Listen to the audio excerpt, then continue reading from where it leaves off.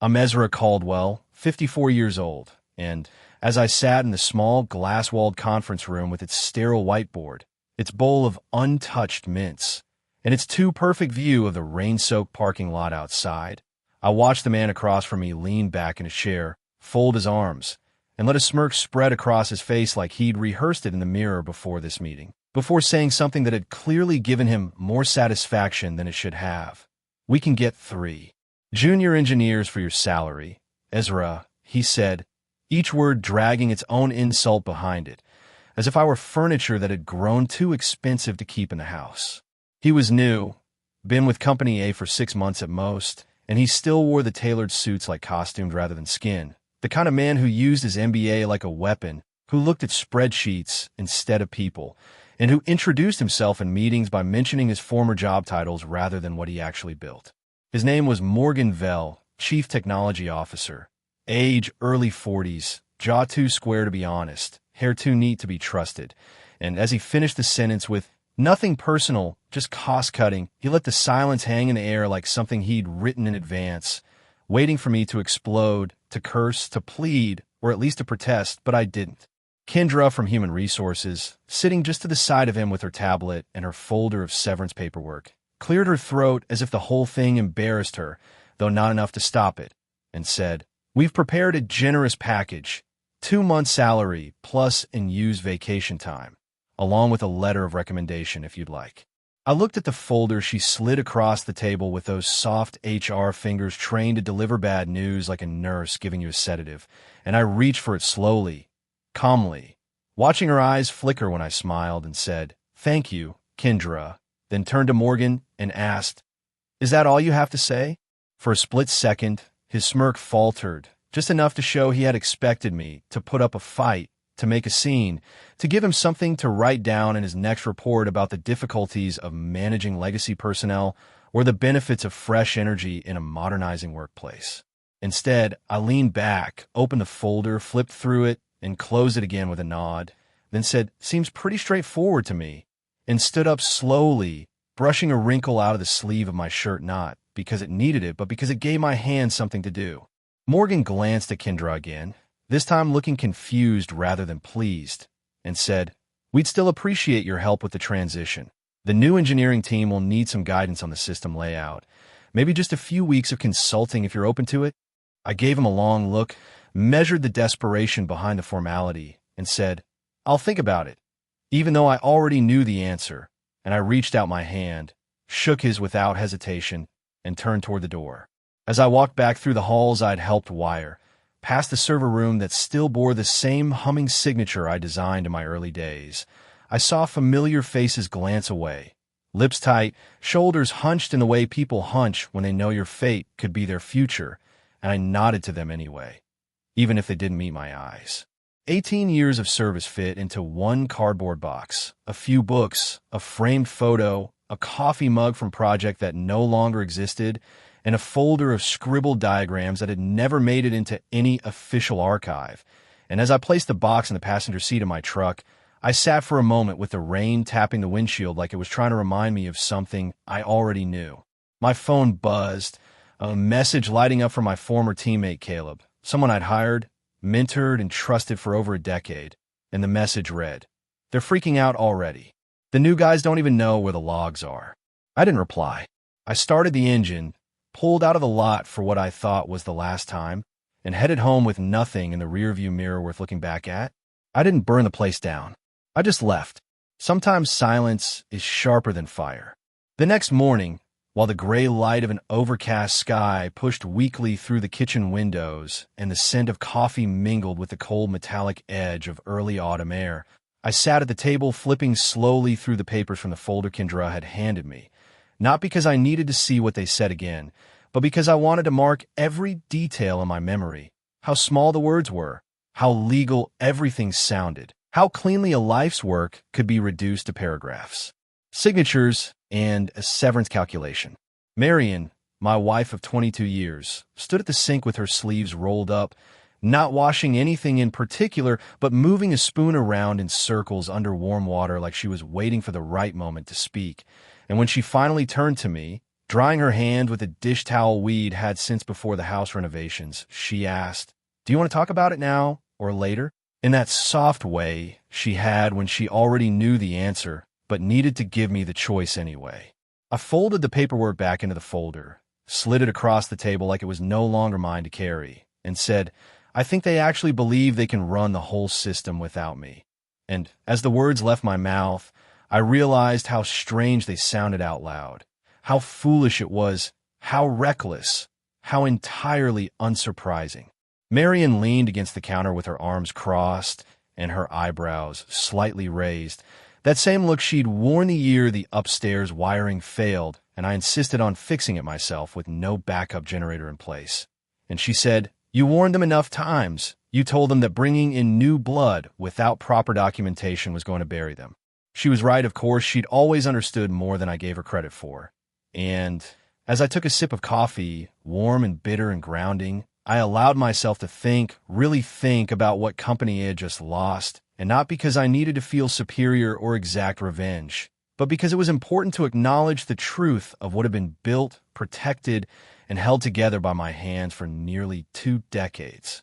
I hadn't just overseen the systems, I'd written the logic that threaded the entire structure together, crafted a patchwork of automations, redundancies, access protocols, and nested safety nets that no one had ever truly seen in full, because no one had ever asked, and because when they did, they never understood the answers anyway.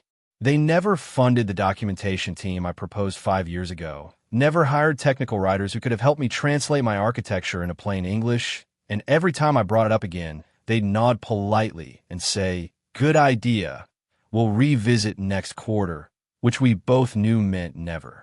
I remembered walking into the server room 3 months ago, hearing the hum shift from a low murmur to a higher-pitched thrum, a subtle change no one else would have caught, and knowing instantly that the load balancer on Cluster C was being pulled too hard, the failover queues thinning too quickly during nightly runs, and instead of sounding the alarm, I simply patched it as I had so many times before because patching had become my language. My response, a silent act of care.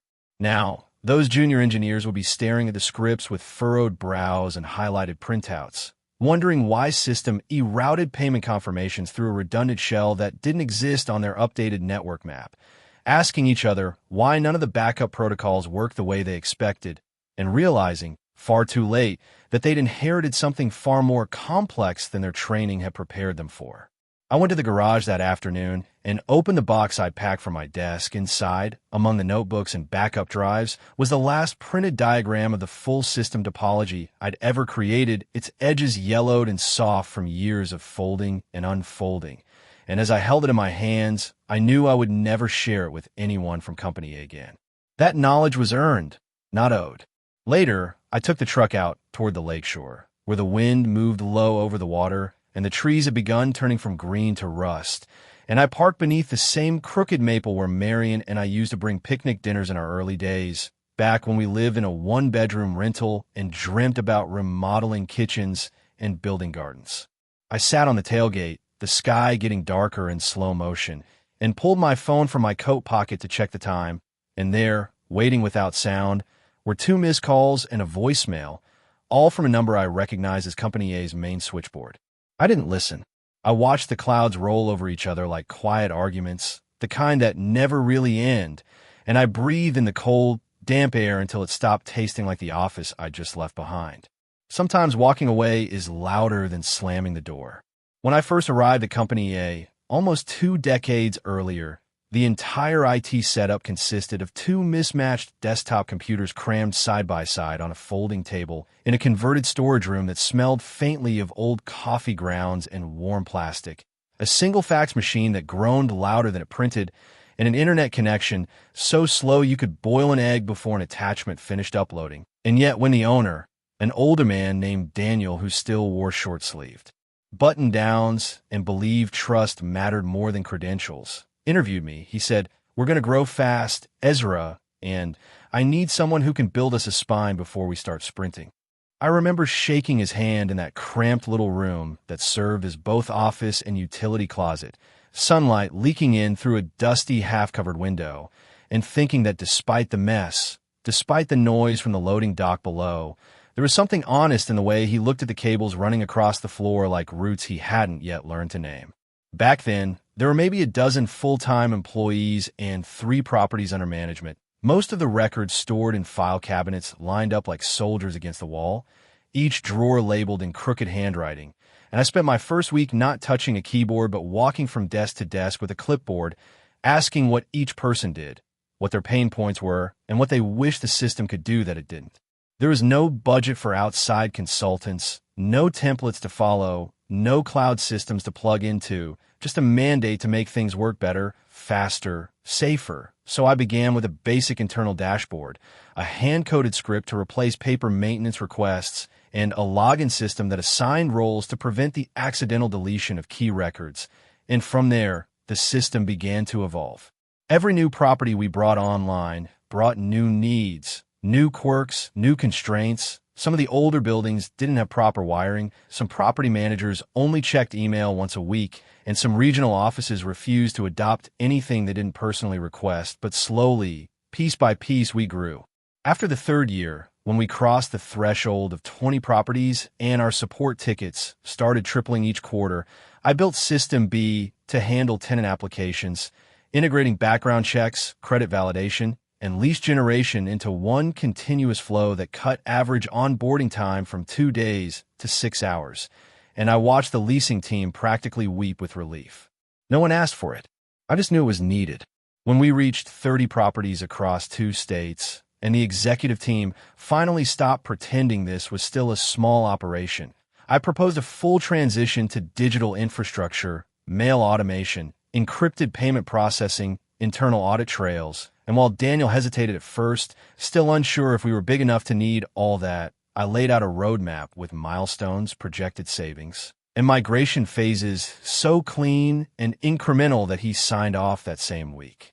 The system I built wasn't flashy, wasn't pretty, it didn't have the modern UI trends or a logo splash screen, but it was solid, transparent, scalable, and fast, and more importantly, it reflected every lesson I'd learned in the field. Plan for failure, assume human error, designed for the person who doesn't read instructions. When Daniel retired 12 years in and handed the company over to his son Marcus, an Ivy League type with sharp suits and a belief that everything could be made more efficient by hiring people with newer degrees, I knew the culture would change. And while he kept me on, he started using words like restructuring and brand modernization and talked more about valuation than about service. Still, they let me work, and I kept building. By year 15, we were operating across 4 states, managing over 60 properties, and the system I'd built, System A as the staff began calling it, had grown into a full ecosystem. Interconnected modules for scheduling, payments, maintenance, tenant messaging, contractor dispatch, compliance tracking, and real-time analytics, all linked by a shared core that I'd written myself over the course of hundreds of weekends and late nights. I wasn't a manager in the traditional sense. I didn't hold all staff meetings or send out company-wide emails. But people came to me when something broke, when something didn't make sense, when they needed a fix that didn't exist yet. And I became, without ever intending it, the thread that kept the entire machine from unraveling. They never documented what I built. Not properly. And they never pushed me to do it either. Not until the newer executives arrived, the ones hired by the private firm that acquired company A after Marcus sold it. And those new faces didn't come from inside the industry, didn't understand why certain workflows existed or why the system couldn't be replaced with something shinier off the shelf. Instead, they brought in consultants, bright-eyed and baffled, who sat across from me with tablets open and asked questions that revealed how little they understood. Why does System C route this way instead of directly through F? Or couldn't we replace the whole thing with a third-party API to speed things up? They never stayed long. Some of them got frustrated when I couldn't give them simple answers to complicated questions. Others got bored when I started drawing data flows on whiteboards to explain why what they wanted wouldn't work. And more than once I caught a look, dismissive, condescending, quietly superior, that told me they thought I was part of the problem. I didn't argue. I just kept building. One day, I overheard one of them in the break room telling a new hire, "It's like the whole system's been duct taped together by one guy with a God complex." I smiled to myself and didn't correct him. It wasn't duct tape. It was art they didn't deserve to understand. The warning signs didn't come like thunder. They came like soft taps on the wall, distant, faint, easily ignored if you didn't know what they meant. And at first, I did what most people do when something shifts subtly beneath the surface. I told myself I was imagining it, that every company goes through growing pains, that new leadership always tries to leave a mark, even if it means coloring over everything that came before. It started with a postponed meeting, just a regular quarterly session where I used to present system performance metrics and upcoming upgrade schedules to the executive team, a routine I'd followed for years without interruption. But this time it was pushed to next month because, according to the assistant who called me, the CTO and CFO were exploring other modernization priorities and needed to reallocate meeting time. That phrase, modernization priorities, was the first real clue, the first breadcrumb in a trail that led exactly where Marion had predicted it would.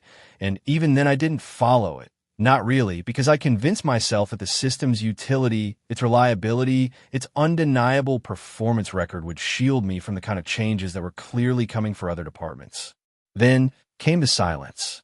Emails I used to be copied on, roadmaps, policy drafts, budget forecasts, stopped appearing in my inbox. And when I finally asked a project coordinator why I wasn't included in the infrastructure planning thread anymore, she shrugged with a guilty half-smile and said, "I think the new leadership wants to keep things lean. Maybe they're just streamlining communication." It was around that same time that I submitted my proposal for a dedicated documentation team. Again, not a massive expense, just 2 or 3 technical writers to work alongside me and begin translating 18 years of institutional knowledge into something repeatable, transferable, and resilient. And I attached a spreadsheet showing how even minimal documentation could reduce outage time by 40%, lower onboarding costs, and significantly improve compliance visibility. The response came 2 weeks later in a 2-sentence email from someone I'd never met in procurement. "Unfortunately, due to current budget constraints, your request cannot be approved this quarter. We encourage you to revisit the proposal during the next cycle." That quarter never came. Marion noticed the change before I fully accepted it myself, because she'd seen me come home too many times with half my mind still at work, hands twitching from caffeine and pressure, rambling about system conflicts and data schema revisions. And now I was coming home quieter, slower, setting my bag down more gently, like I'd already begun letting go of it all without realizing it. One night, while we were eating on the back deck, the last of the summer heat clinging to the air like static, she watched me scrape my fork across an untouched plate of roasted chicken and sweet potatoes, then said, "They're pushing you out, Isra." Not all at once, not in the open, but they are. I looked up from my plate and tried to dismiss it, gave her the same line I'd told myself in the mirror earlier that week. "They need me. No one else understands how it all fits together." She reached across the table and placed her hand over mine, her fingers still warm from the dish she'd just brought out, and said, "That might be exactly why they want you gone." I didn't answer right away. Instead, I looked out over the lake where the last orange light of day shimmered off the surface in uneven streaks, and I imagined, for the first time in years, what it would be like to walk away from something I had built piece by piece, something that only worked because I was there to fix what no one else saw breaking. The next morning, I arrived at the office earlier than usual, even for me, and I sat in the parking lot longer than I intended, watching the new building lights flicker on one by one, trying to remember the last time anyone had asked me how the back-end systems were holding up, or whether any part of the monitoring grid needed attention, or how system it had been holding up under peak load. No one had. Not in months. Instead, I heard them in the hallways, the younger executives talking about integrating third-party dashboards, moving critical functions to cloud-based vendors, eliminating redundant custom features, and I knew what they meant, even if they didn't. Redundant custom features was their way of saying everything I'd written by hand, everything they didn't understand. The next email I received was from the CTO's executive assistant, a subject line that simply read calendar request, check-in meeting, and a short message inside. "Morgan would like a quick sync tomorrow morning. Nothing urgent, just a quarterly touch base."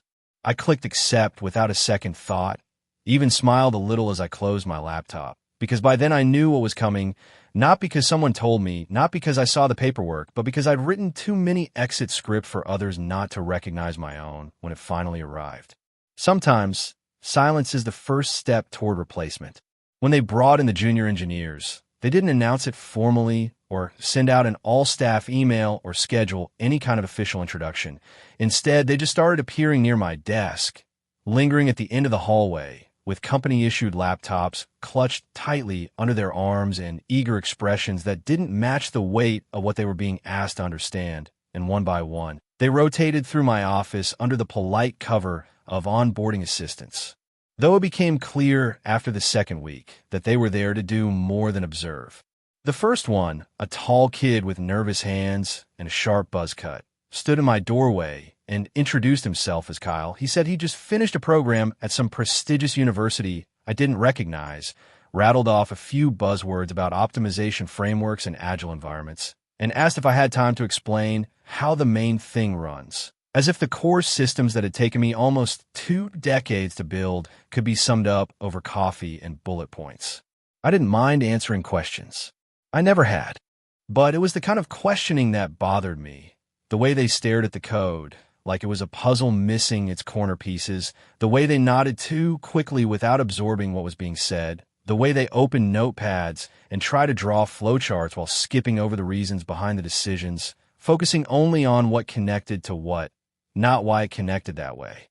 After Kyle came Liana, then Derek, then someone whose name I forgot almost instantly because he spent more time checking Slack messages than listening to my explanations about how System C's batch processing depended on staggered thread timings due to historical resource constraint from an older server framework that had been grandfathered in from a now-defunct region. They took notes. They asked follow-ups. But none of them knew what questions to ask when something didn't make sense. None of them paused when I referenced a workaround built in 2009 to address a database locking issue from a third-party module that no longer existed but still held legacy dependencies. I didn't lie to them. I answered everything honestly. But I didn't volunteer. I didn't open the old notebooks in the cabinet behind my desk, the ones filled with sketches, annotations, handwritten schema maps, and margin notes that explained not just what I'd done, but why I'd done it that way. Because those notebooks had become more than records. They were artifacts, reflections of a time when building something from scratch meant responsibility, not just architecture. And I knew from the way those kids walked in and out of my office, bright-eyed, enthusiastic, unscarred, that they weren't ready to carry the responsibility. Not really, not the way it needed to be carried. Morgan stopped by once during that period, just long enough to lean against the frame of my office door with his designer glasses tilted slightly forward on his nose and his smile practiced like it had been approved by a board of investors. And he said, "Appreciate you helping the new team get up to speed. Ezra, once they understand your systems, will be in a much more agile position going forward." I looked up from my monitor where I was verifying a silent data sync between System A and a regional backup node that had been throwing anomalies for 3 days and said, "It's going to take them longer than you think." And Morgan smiled like he thought I was being modest or old-fashioned or nostalgic. And he said, "They're smart kids, they'll figure it out." I didn't argue. I just turned back to my screen and watched the sync finish. They never asked about System E, the maintenance scheduler that had its own logic engine, built to reschedule requests in cascading batches when volume exceeded a threshold tied to seasonal behavior patterns, and which also communicated silently with a resource pool assignment script that cross-referenced contractor availability in real time. They never asked why some parts of the payment process are routed through a validation shell instead of the direct API hook, or why login tokens in System D were issued with a staggered entropy signature, or why nightly backups skipped over 2 directories that didn't exist on paper but did on the mirror cluster. They never asked because they didn't know they needed to. And by the time they found out, I knew I wouldn't be there to explain. I went home that Friday and told Marion about the shadowing rotation, about the way one of the kids, Derek, maybe had said, "Once we map it all, we'll know where to start replacing pieces," and how he'd said it casually like talking about replacing floorboards in a house he'd never lived in. Marion didn't say much at first. She just poured 2 glasses of wine, sat across from me at the kitchen table, and after a long silence, she said, "They're not preparing you to lead them. They're preparing to move without you." The next morning, I got an email marked priority, normal, with a subject line that simply read check-in. And without opening it, I knew it was the beginning of the end, that they weren't interested in transition, so much as extraction, and that every word I shared from that point forward would only serve to dismantle the thing I'd spent half my adult life building. You don't teach someone how to gut the house while you're still living in it. The meeting wasn't labeled as anything more than a routine check-in, just a 30-minute block on my calendar booked by Morgan's assistant, placed neatly between a department stand-up and a product roadmap review that didn't concern me. But I arrived early anyway, more out of instinct than obligation, because somewhere beneath the surface of the familiar routine, I could feel the shape of something shifting, like the faint pressure drop before a storm rolls in from behind the lake. The room was one of the newer ones on the second floor, all glass walls and pale furniture, with a single monitor in the corner that never got used unless someone was screen sharing a presentation nobody really cared about. And when I stepped inside, Kendra from HR was already seated, holding a leather portfolio with both hands like it contained something she'd rather not deliver but had already practiced presenting. Morgan entered exactly on time, not a second early or late, which told me he'd rehearsed this moment, maybe even more than once. And as he sat across from me, with a practice calm that felt less like confidence and more like armor, he opened with, "Thanks for making time today, Ezra," as if I had a choice.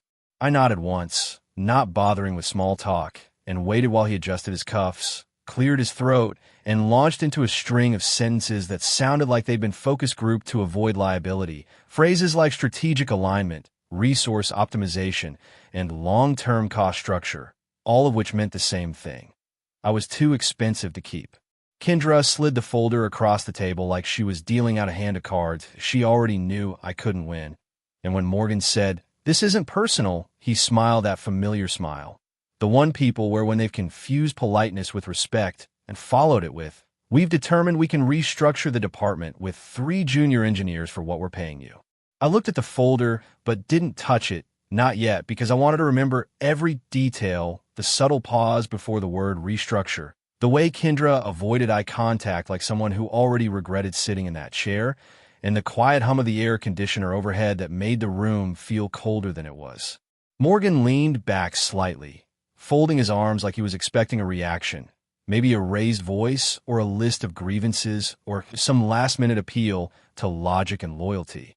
And when I said nothing, he added, "We're happy to offer a generous severance package, including 2 months' salary and all accrued vacation." Still, I didn't speak.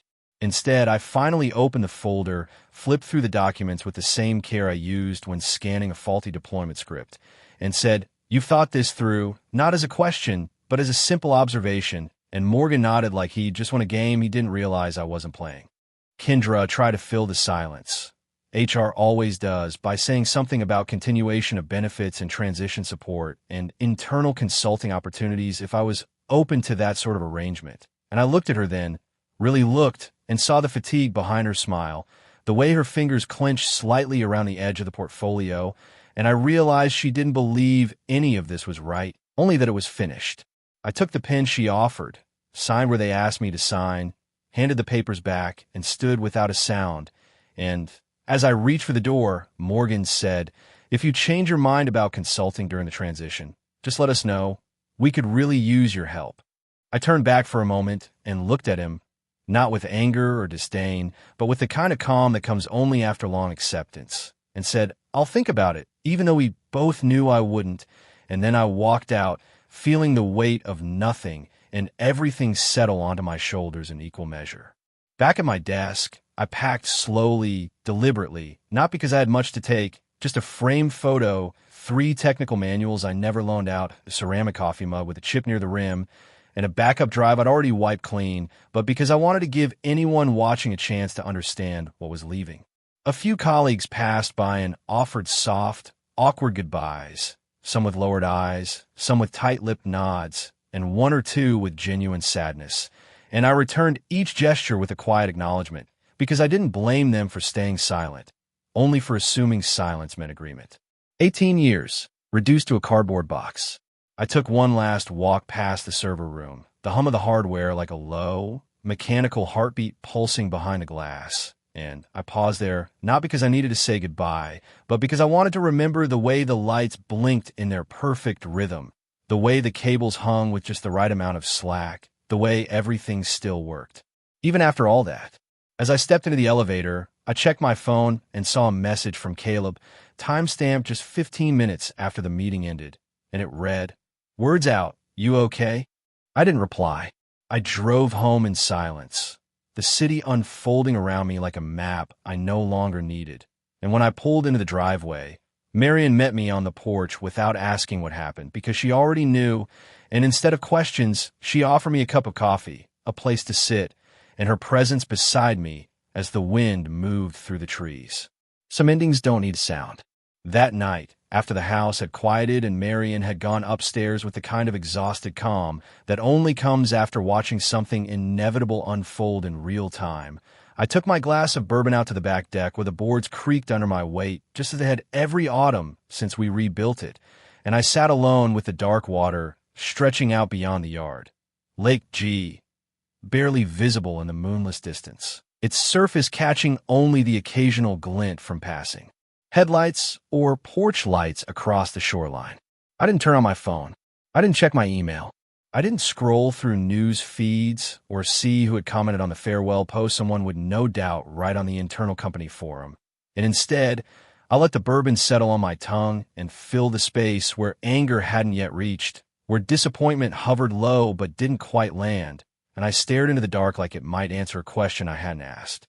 The air carried the scent of wet leaves and the faint copper tang of the lake, and I thought not about the people who had pushed me out, but about the people who wouldn't sleep easy tonight, the system administrators, the support techs, the junior engineers who'd been shadowing me without knowing what exactly they were shadowing for, the regional managers who didn't yet realize their nightly syncs would start failing without error messages to explain why.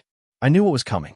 I'd seen it too many times from the other side, how things don't break with a bang, but with a slow disintegration, a creeping collapse where one sub-process fails to trigger another, a cascading confusion of dependencies unraveling not with fire, but with silence, until someone finally asks the question no one wants to hear.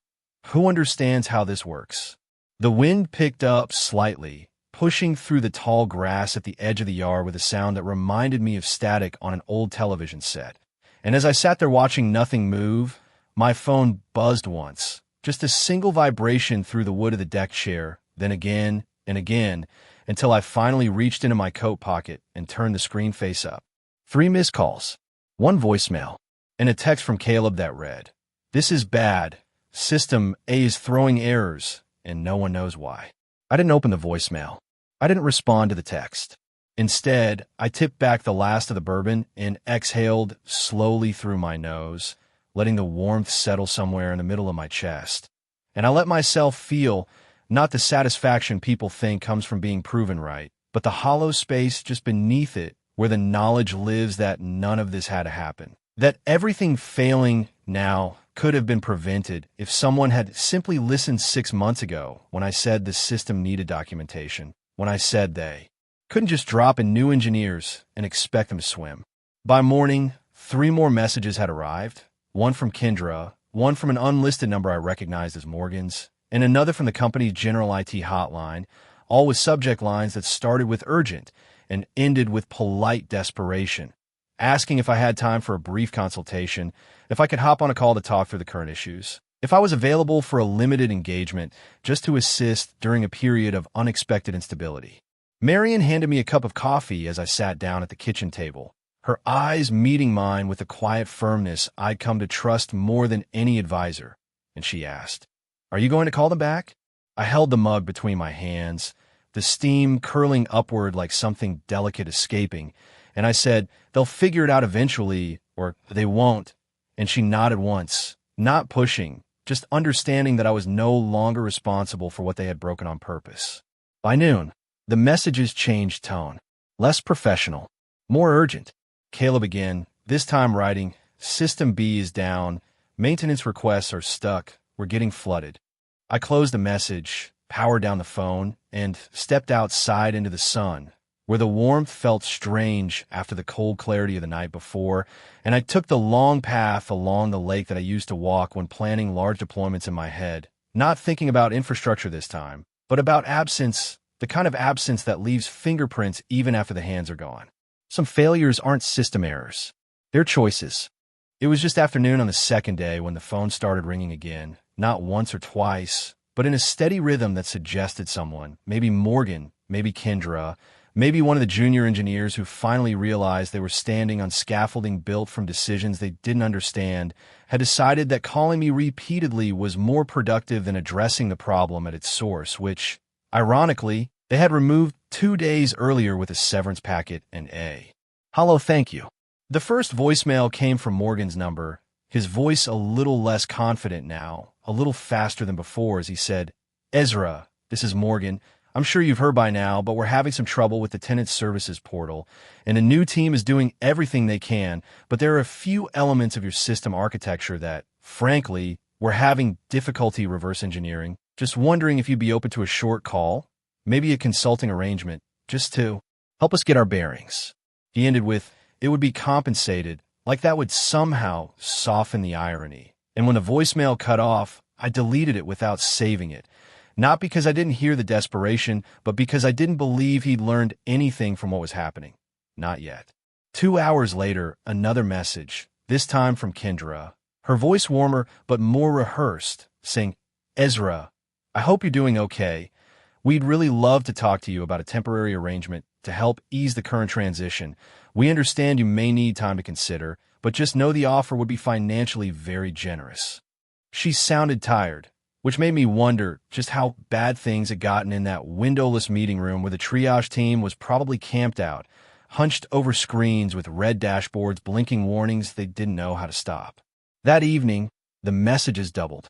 One came from a number I didn't recognize, but which turned out to be one of the junior engineers, Derek, if I remembered right, the same one who said during his first week, "Once we map it all, we'll start replacing pieces." And now his voicemail was clipped and anxious, filled with words like loop, failure, unresponsive, and finally, we can't even figure out what process to restart. Caleb's texts started coming faster too, each one more urgent than the last. Everything's frozen, no maintenance requests are moving, payment auto processes aren't triggering, and finally, they're losing it upstairs. Still, I didn't reply. I took the day to walk the shore trail near the water, letting the wind pull on my jacket and the sound of waves scrape gently at the sand. And I let myself feel the shape of the silence, not the kind that follows revenge or triumph, but the kind that arrives when the people who thought they didn't need you realize, too late, that they did. That night, I pulled open my laptop, not to check company emails or review server logs, but to update my resume, a document I hadn't touched in nearly 12 years, and I started listing out what I'd done at company, not in technical terms, but in human terms and outcomes and systems held together by pattern, instinct, and precision learned across late nights and holiday weekends nobody else remembered. While I typed, the phone buzzed again. This time it was Kendra, not calling but texting, her message short and simple. "Can we talk?" I set the laptop aside, picked up the phone, and answered, my voice even and quiet as I said, "Go ahead." She started with an apology. "Not personal," she said, "just business. Just the reality of cost structures and performance projections." And then she shifted quickly into the offer. "The company is prepared to offer you $0 an hour for consultation, minimum 4-hour engagement per call." I let the number hang in the air for a few seconds, then said, "I'll think about it," and hung up, knowing that I wouldn't be calling back anytime soon. Not because the money wasn't tempting, but because they still didn't understand that what they were asking for wasn't just access to knowledge. It was access to memory, to judgment, to a living history that they had discarded in favor of a cheaper future. As I sat in the dark, Marion entered the room with a fresh cup of coffee, set it gently on the table beside me, and without asking anything, simply said, "What are you thinking?" I looked past her at the window, where the reflection of the room floated against the glass like a memory, still deciding whether to stay or go, and I said, "I'm thinking they're finding out exactly what I was worth. Some lessons only arrive when it's too late to apply them." By the morning of the fourth day, I had stopped checking the timestamps on the calls because they were coming in too frequently to keep count, and instead I left the phone face down on the windowsill beside the kitchen sink where the light came in weakly through the frosted glass, the screen lighting up every few minutes like a heartbeat trying to be heard through closed doors. Each was a reminder that the consequences of their decision were no longer abstract or theoretical, but real, visible, and growing heavier with each hour. Marion was slicing apples for breakfast when the doorbell rang. One long chime that echoed through the front hall like it didn't belong to morning, like it had arrived out of rhythm with the day, and I wiped my hands on a dish towel, glanced at her once, and walked slowly to the door, already knowing who it was before I even checked the peephole. Morgan stood there on my porch, not looking like the man who had smiled his way through my termination meeting 4 days earlier, but instead like someone who had forgotten how to hold his own posture. His designer glasses slightly askew on his face, his suit wrinkled in ways that suggested he'd slept in it, or, more likely, hadn't slept at all, and his tie was gone altogether. His top button open as if he'd finally realized the air was thinner when you no longer had authority on your side. He didn't say hello. He didn't offer a handshake. He just stood there for a moment before saying, "Ezra, I apologize for showing up like this. I know it's not professional, but we have a serious situation on our hands, and I didn't know what else to do." I leaned against the doorframe, arms crossed, watching him try to recalibrate his tone mid-sentence, trying to find the right mix of humility and desperation that wouldn't make him look entirely broken. And I said, "You said you had it covered, 3 engineers for the price of 1. He winced like the words were sharper than expected, then nodded once, as if agreeing with the consequences might somehow soften them, and replied, "That was a mistake, one I'm trying to fix." I didn't invite him in. Instead, I waited as he continued, explaining how the tenant portal had gone offline 2 days ago and hadn't recovered despite multiple attempts by the internal team and the third-party consultants they'd brought in, how the automated maintenance scheduler was now producing duplicate work orders and missing critical ones altogether, and how the payment processing system had thrown a batch error that now affected over 7,000 residents with incorrect balances. He was sweating slightly, though the air was cool, and when he finally paused to breathe, he said, "We need your help. Ezra, the board has approved a substantial consulting fee, $500 an hour, whatever it takes. We just need the system stable again." I stood there for a moment longer, letting the silence stretch, not out of cruelty, but because I wanted him to feel the full weight of what it meant to rely on something you didn't respect, to come back to a well after tearing down the bucket and the rope that used to draw water. I said, "That sounds serious," and watched his shoulders sag with the weight of hearing the obvious return to him as a mirror. He nodded quickly, like he thought I was opening the door, not realizing I was just giving him a place to land, and said, "It is everyone scrambling and we're getting pressure from clients, big ones, and I know things ended badly, but I'm asking if you'll come in, even just temporarily, to help us get back on track." I thought of the cardboard box in the garage, sitting untouched since the day I brought it home, filled with the remnants of a job I'd never meant to become alive. And I thought of the way Morgan had said cost-cutting with that practiced smirk, the way he hadn't even waited for my answer before offering me up as a line item to erase. I looked him in the eye and said, "I'm sorry to hear about your troubles, Morgan," then added, with a tone so flat it didn't even sound like refusal, "But I have an interview tomorrow." For a second, he didn't move, just blinked like he hadn't heard me right. And then he said, "Interview?" I nodded, just once, and before he could ask another question, I closed the door gently. Not a slam, not a final act of revenge, just a quiet refusal to participate in something that had already written me out. When I turned back into the kitchen, Marion was setting 2 mugs on the table, and without looking up, she said, "You're not going back." I sat down across from her, picked up the coffee, and said, "No, I'm not." Sometimes the most powerful move is choosing not to return. The coffee shop where I met with the director from Company B wasn't flashy or modern. It had wooden chairs that creaked when you sat down too quickly, a chipped tile floor that had been half refinished sometime in the last decade, and a handwritten menu taped to the glass display case with smudged ink and a curling corner, but had strong espresso and quiet corners. And when Gareth arrived, 10 minutes early and dressed in a dark coat that somehow managed to look both expensive and lived in, he found me at a table near the back where I had already laid out a small notebook, 2 pens, and a mind that had been ready for this conversation since the moment I walked out of Company A with 18 years in a box. He extended his hand as he approached, the kind of handshake that didn't try to prove anything, and said, "Ezra Caldwell, I've been looking forward to this." And as we sat down, the sunlight filtered through the high front windows in long angled beams that landed on the table between us like stage lights waiting for a monologue. Gareth didn't waste time.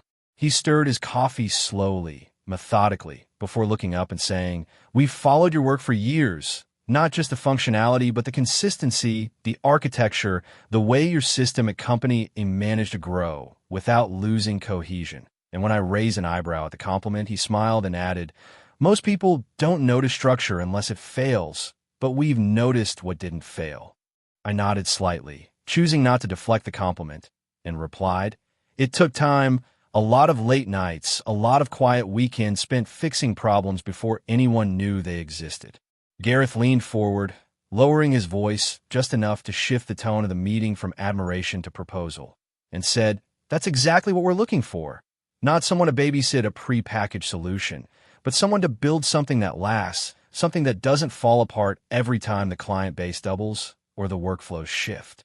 He went on to explain how Company B had recently expanded, acquiring new properties and onboarding thousands of new tenants across multiple regions, and how their current infrastructure, a system slapped together by 3 bright young engineers from impressive schools, had begun to show cracks the moment concurrent traffic passed 100 users, how payment delays were becoming regular, how support tickets were piling up, and how they were now ready to build something real.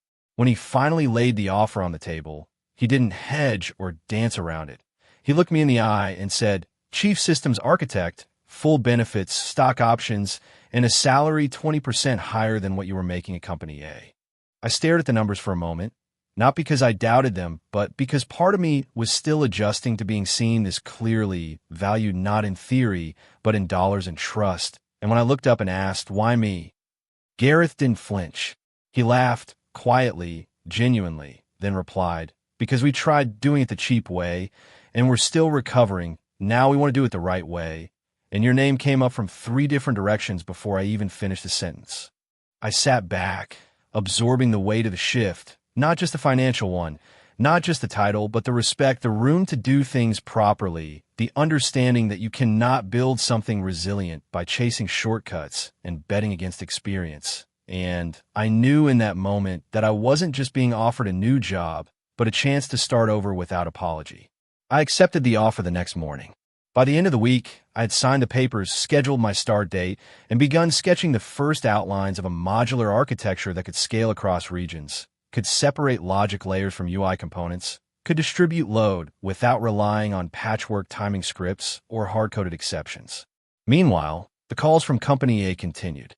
Caleb sent another text, shorter this time, more resigned, saying they've brought in a consulting firm, big name, high billable rate, they're tearing through the system, but nothing's fixed yet. I didn't ask for more details. I didn't need to.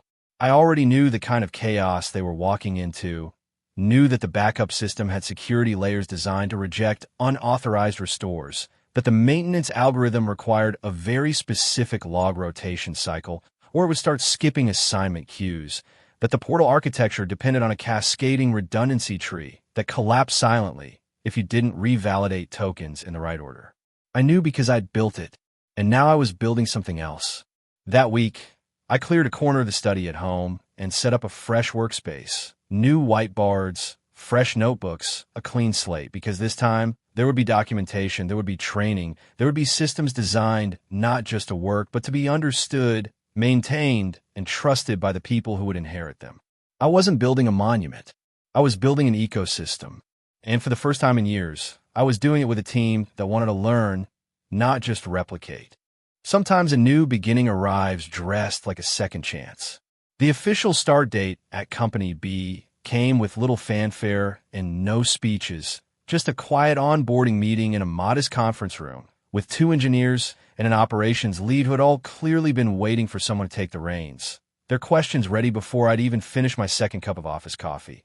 And though the company was still small by comparison, there was something grounding about walking into a space where the servers didn't hum with panic, where people still believed stability was worth more than speed. I spent the first week mapping everything that existed, the current systems, the duct tape processes, the workaround heavy configurations built by smart people working under pressure, each one fragile in its own way, like paper bridges hoping no one asked them to carry weight.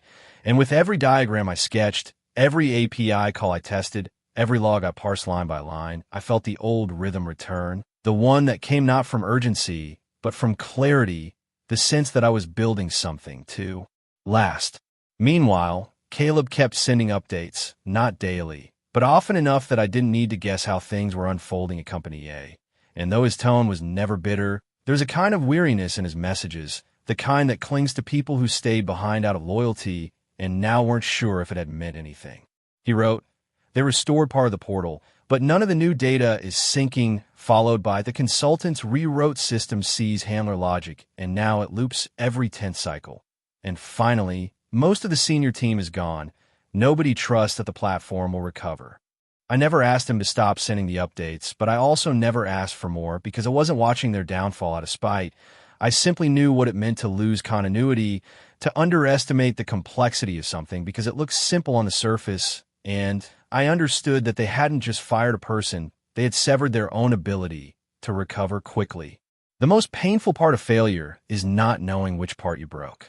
One afternoon, 2 weeks in a new role, I got a call, not from Morgan or Kendra, but from Colin, the son of the original owner of Company A, the man who had once walked me through dusty back offices and talked about expansion with the kind of open hope I used to admire before hope turned into debt. His name came up on the caller ID with a kind of finality, as if the past was reaching through the glass of my new life and knocking with a fist instead of fingers. And I let it ring once, then twice, then answered. "Ezra," he said, his voice quieter than I remembered, the polish gone, replaced with something rougher, more worn, and he didn't waste time, just told me the truth as he saw it. Said the system was still broken, said the consultants were lost, said the new team was no longer new, but still didn't understand what they were maintaining. He paused for a long moment before saying, "The board wants to talk about bringing you back. Same salary, full authority, signing bonus on the table, whatever it takes."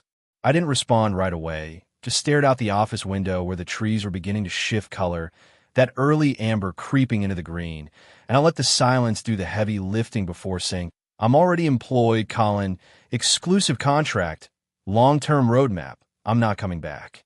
He didn't argue. He didn't plead. But he did say, "We'll double whatever they're paying you. Just 2 days of help. That's all we're asking." I closed my eyes and leaned back in the chair, not because I was tired, but because I needed to hear myself say it clearly, with no room for hesitation. "It's not about the money."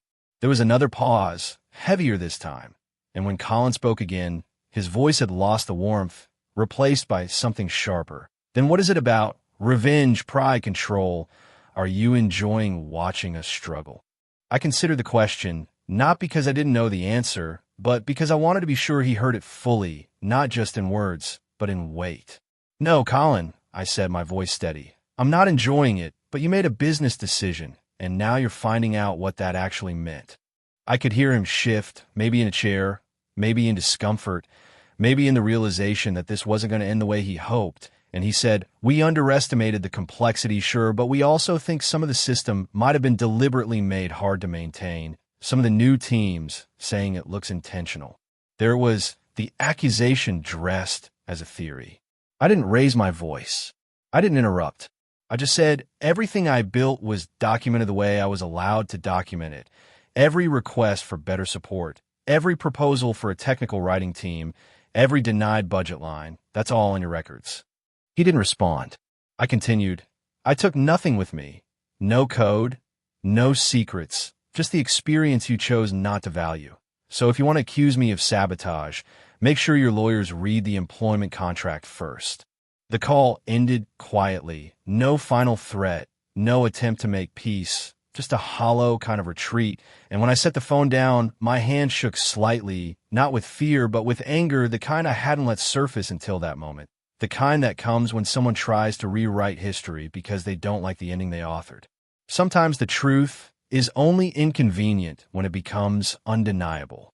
It was on a cloudy Thursday afternoon, the kind where the light never really finds a way through the overcast, and everything outside the window looks like it's been dipped in gray, that Caleb showed up at the new office unannounced, standing just inside the glass door with a look on his face I hadn't seen since the day the data center caught fire in '09, a mixture of guilt and urgency. And when I met him at the front desk, he held up a laptop bag like it was carrying something heavier than.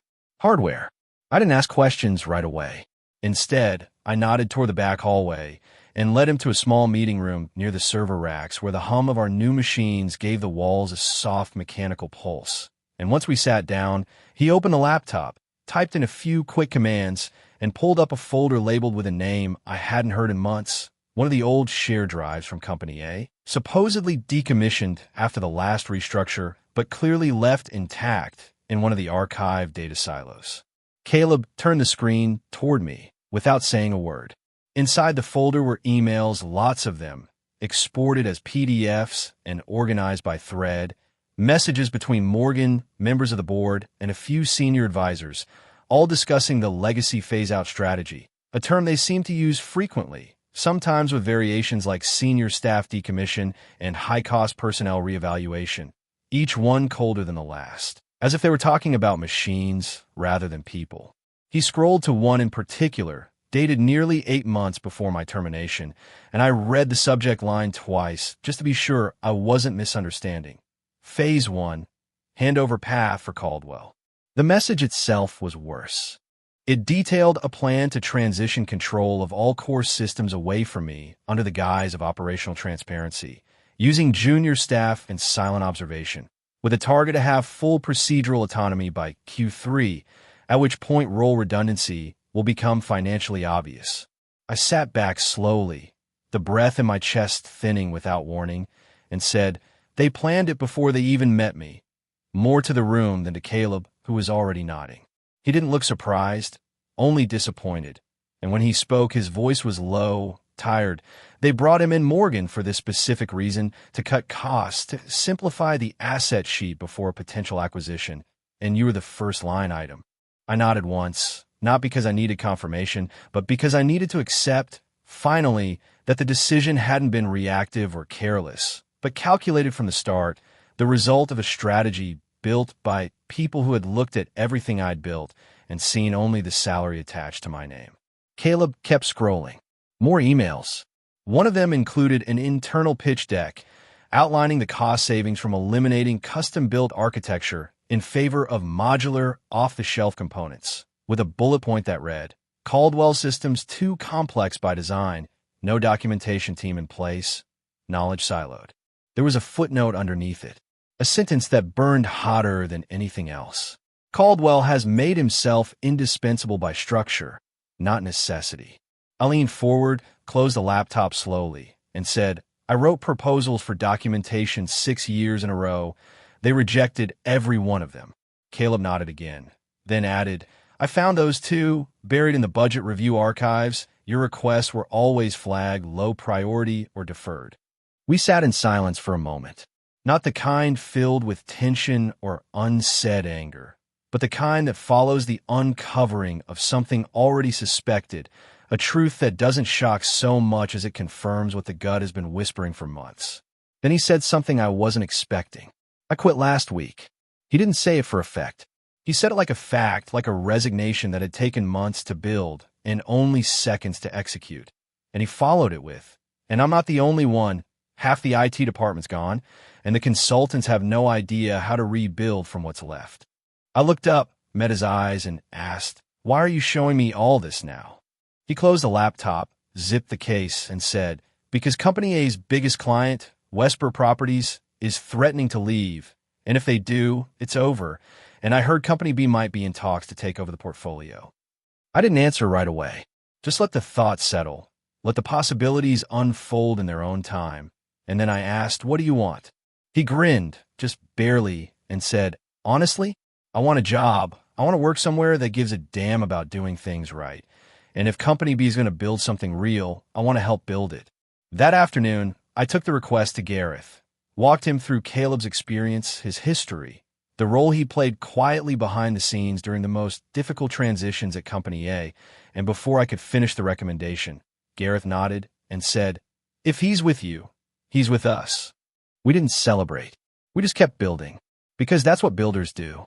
It was late on a Monday evening, the office mostly empty except for the hum of machines and the soft tapping of keystroke from 2 rooms down, where Caleb was finishing a schema migration script, when my phone rang again, and though I didn't recognize the number right away, something in the area code, made my stomach tighten a fraction before I answered, already bracing for the voice I expected, but still not quite ready to hear again. It was Morgan.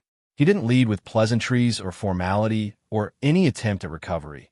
Just started talking fast like someone who'd already rehearsed the speech in the mirror twice and was now trying to deliver it before his courage ran out, saying, "Isra, I know you've moved on, and I know how things ended wasn't ideal, but I need to ask, no, I need to beg, frankly, for your help."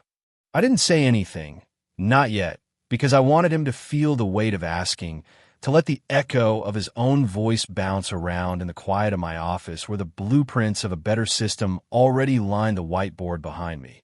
And when he realized I wasn't going to interrupt, he kept going. "We've lost access to 3 months of payment records," he said, the words tumbling out like an avalanche. "The tenant data is corrupted. The recovery checkpoints are failing, and the consulting firm says they can't repair anything until someone explains the original database logic, which, according to them, isn't documented in any way they can follow." There was again the subtext that had become so familiar. If only I had made it simpler. If only I had predicted that they'd ignore every warning. If only I had left behind a system designed for someone who had never built anything. He paused then, and in the silence that followed, I leaned back in my chair and looked at the ceiling for a moment, watching the soft play of fluorescent light through the air vent like a silent metronome, and then said, "I'm working somewhere else now, Morgan. My contract is exclusive, and I'm already leading a project that actually values documentation." I heard him exhale like he'd been punched, like he'd hoped just maybe I was still angry enough to come in and gloat, to fix the system for the satisfaction of being needed, to rescue the structure I once built because I couldn't stand watching it fall. Instead, I offered nothing. He scrambled to recover. "We'll double what they're paying you," he said, voice higher now, almost pleading. "Just 2 days, that's all. We'll fly you out, put you up, name your rate. This is getting serious." And then, when I didn't answer, he added the question that always comes when desperation loses its mask. If it's not about the money, then what is it about? I looked around the office I'd helped design from scratch with the soundproof server closet and the rows of whiteboards full of version histories and risk logs and onboarding checklists. And I thought about the team that stayed late without being asked, the interns who took notes without being told, and the culture Gareth and I had built not out of necessity, but out of belief. I let the silence hold for another second, then said, "It's about respect, for experience, for the time it takes to do something right, for the people who keep systems alive without asking for credit." Morgan didn't speak for a moment. And then, his voice quieter, he said, "The board wants to discuss bringing you back, full salary, signing bonus, leadership role, clean slate." I didn't laugh. I didn't mock him. I just said, "I've made a commitment, and I'm not in the habit of breaking the ones that matter." He exhaled again, slower this time. And then, like clockwork, came the final card, the one I had been waiting for. "You know," he said, and now his voice carried that edge I remembered from the meeting room, the one he used when reminding someone of their place on the hierarchy chart. "There could be legal implications if we discover that any part of the system was deliberately designed to be unmaintainable. Our lawyers are reviewing the non-compete, the IP clauses, the confidentiality language. If you intentionally made things hard to fix." I sat forward now, both feet planted, voice steady and cold in a way I hadn't allowed myself until that moment. And I said, "The system is exactly as it was when the company refused, repeatedly, to fund proper documentation. The code belongs to Company A. The structure belongs to Company A. The choices they made belong to them. And I took nothing with me except the part you all chose to ignore, my experience." Morgan didn't reply. He didn't argue. He didn't hang up. He just stayed on the line, breathing softly into the pause, and then said, "You knew this would happen, didn't you?" I let that one sit, not because it needed an answer, but because the question itself was the confession. Finally, I said, "I knew what I built, and I knew what it would take to maintain it, but I also knew nobody wanted to hear that when the price looked too high." I ended the call without waiting for a goodbye. My hands were steady now. The anger had come and gone, and all that remained was clarity. Sometimes the final insult is pretending the fallout was unforeseeable. It was 2 weeks after that final call with Morgan, during the stretch of early spring, where the mornings still carried winter's breath, but the afternoons flirted with warmth, that Gareth called me into his office, a small but deliberate space tucked in the corner of Company B's main floor, with soft recessed lighting and no unnecessary furniture. Only a clean desk, 2 chairs, and a whiteboard that had remained untouched for weeks because we had been too busy moving from design to deployment. Without pausing for decoration, I had just wrapped up a systems review with 2 of our engineers, both former staff from Company A who had joined after realizing the rebuild efforts over there were never going to reach the ground. And when I stepped into Garrett's office, I could tell from the way he was holding his phone, not by the ear, but flat in his palm, like a playing card, that he had something waiting to be said. He gestured for me to close the door, and when I did, he leaned forward slightly and said, "I just got off the phone with Westbrook Properties. Their board has officially terminated their contract with Company effective end of next month, and they're asking if we're in a position to take over the portfolio." The words landed like a dropped tool in an empty room, loud in their finality, but not surprising because I had seen this coming from the moment Caleb shared those emails, from the first outage Morgan didn't know how to contain, from the moment they chose replacement over reinforcement. I nodded slowly, already calculating variables in the back of my mind, and said, "That's a big ask. They manage over 10,000 units, and we're still finalizing core modules." Gareth nodded in return, then added, "I told them that we're not ready for that kind of scale. Not yet, but they've seen what we've built so far, and they're willing to give us 12 weeks to ramp, plus cover the infrastructure expansion if we can commit to the timeline." I looked out the window behind him, where a thin cloud layer moved slowly across the sky, diffusing the sunlight in a soft silver wash, and I thought about the skeleton of the new system, clean, modular, scalable, documented from day one, and how, with the right support, it could bear that weight, not all at once, but in structured phases like laying new track while the train was already moving. I turned back to Gareth and said, "We'll need at least 3 more senior engineers, full-time, plus new server infrastructure, isolated test environments, 2 layers of failover, and maybe we can start the first region in 8 weeks if we structure the onboarding in waves." He didn't hesitate. "Do it," he said, sliding a notepad across the desk, already cleared for action. That night, I didn't sleep much. I spread diagrams across the kitchen table while Marion poured tea and sat beside me, reading quietly.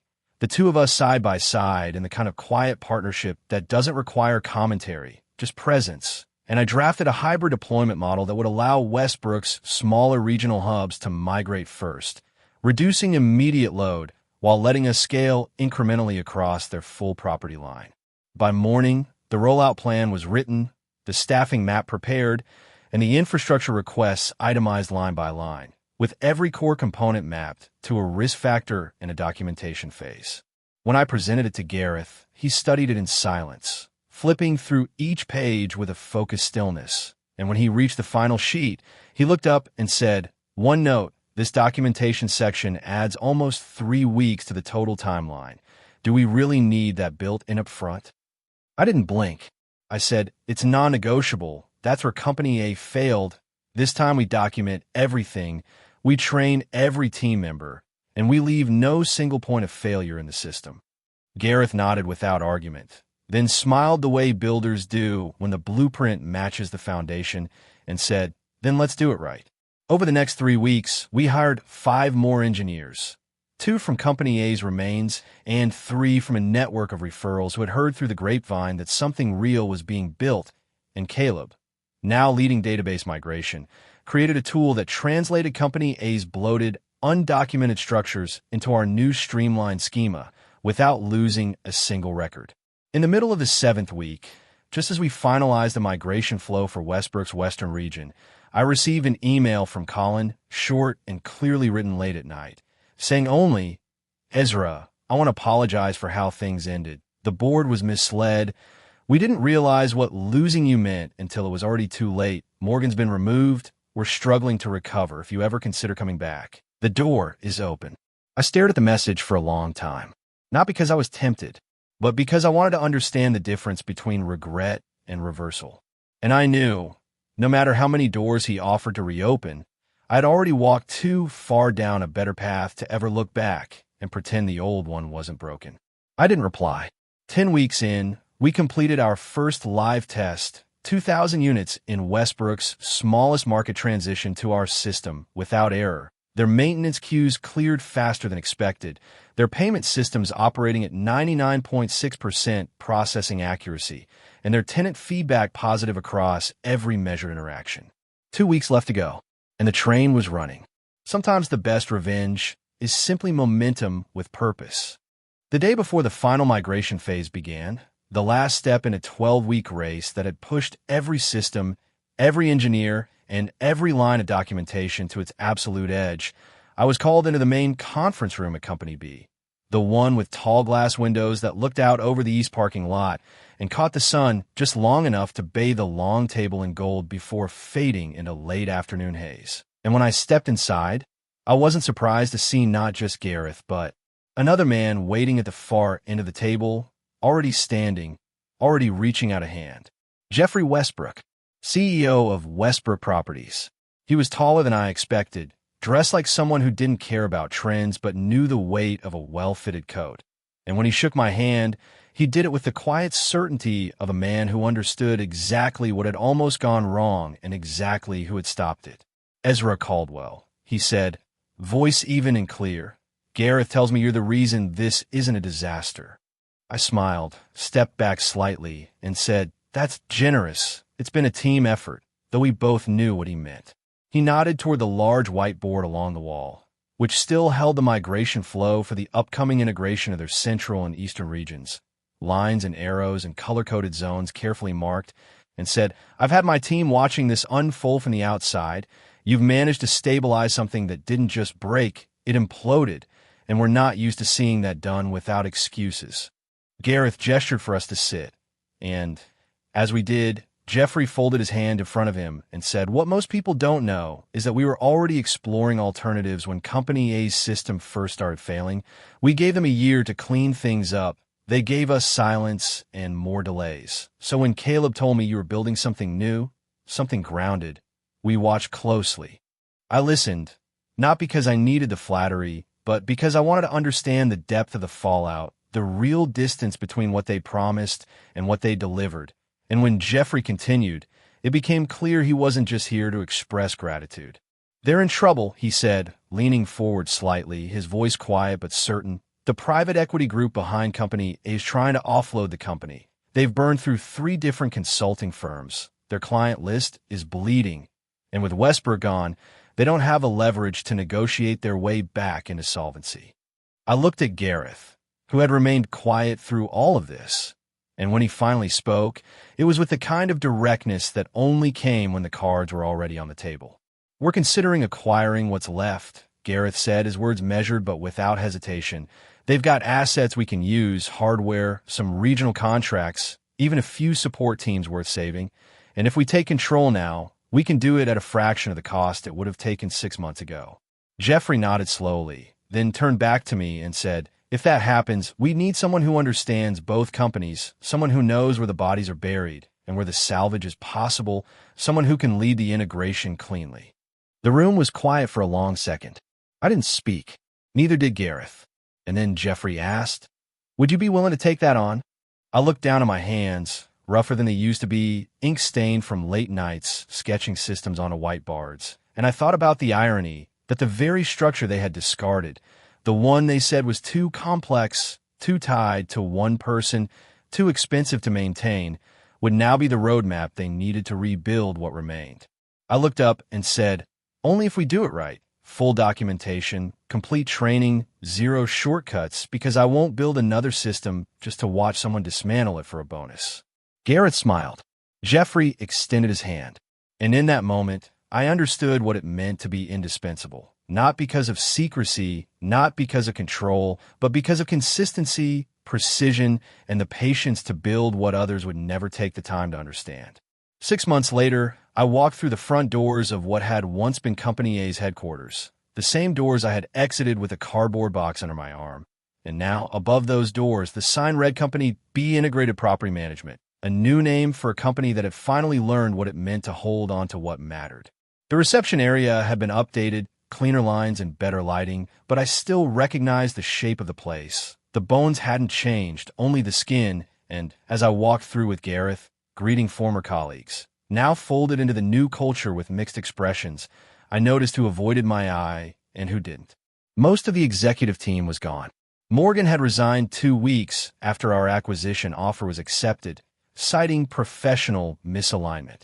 Colin stayed on as a consultant, helping bridge the legacy clients into new systems, quieter now, humbler, not looking for redemption, just closure.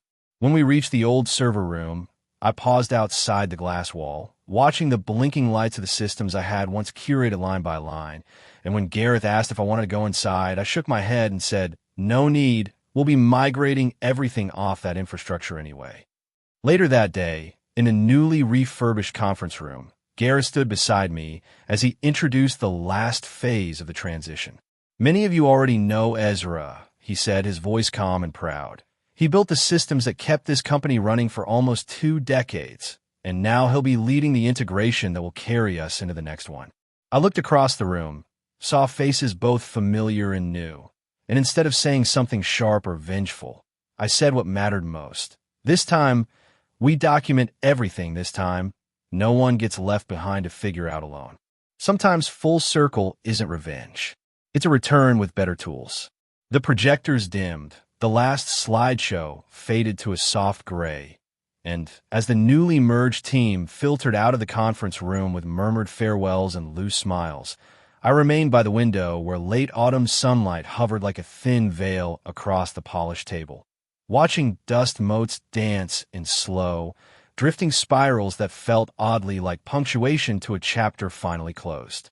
Behind me, the updated system dashboards, now alive with orderly greens and reassuring blues, hummed with balanced metrics, no alarms, no red spikes, the quiet proof that patience, documentation, and collective vigilance had transformed a once fragile architecture into a structure capable of standing without secret knowledge or single points of failure. In my ear still lingered the applause that followed the announcement of a new technical education division, a gentle swell of recognition not for heroics, but for diligence, for the quiet labor that often hides beneath more dramatic headlines. And I let that sound settle like warm rain on parched ground, feeling an almost forgotten ease unfurl behind my ribs. Quiet water mirrored the new sunrise.